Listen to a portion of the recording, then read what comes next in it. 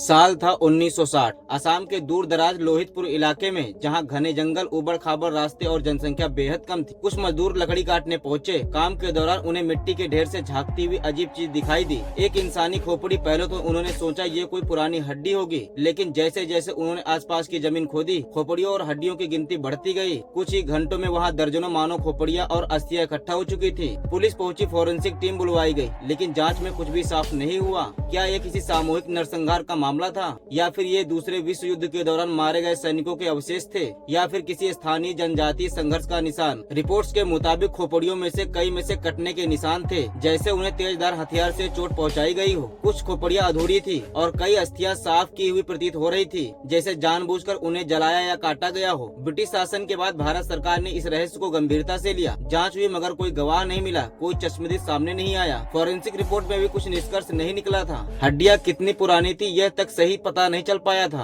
स्थानीय लोगों के बीच तरह तरह की कहानियां और अफवाहें फैल गई थी। किसी ने कहा ये जापानी सैनिकों की लाशें हैं जो दूसरे विश्व युद्ध के दौरान बर्मा पे मारे गए थे। किसी ने कहा ये गुप्त कैंप के कैदी थे। कुछ आदिवासी जनजातियां मानती थी कि ये किसी पुरानी लड़ाई का नतीजा है जिसे सरकार ने छुपा दिया था। जांच सालों तक चलती रही, फाइलें खुली और बंद हुई, लेकिन कोई ठोस सबूत नहीं मिला, न ही कोई दोषी मिला और न ही किसी की पहचान हो सकी। आज भी लोहितपुर का वो इलाका रहस्यमय है। इतिहासकार और शोधकर्ता मानते हैं कि ये केस भारत के सबसे डरावने और अनसुलझे रहस्यों में से एक है।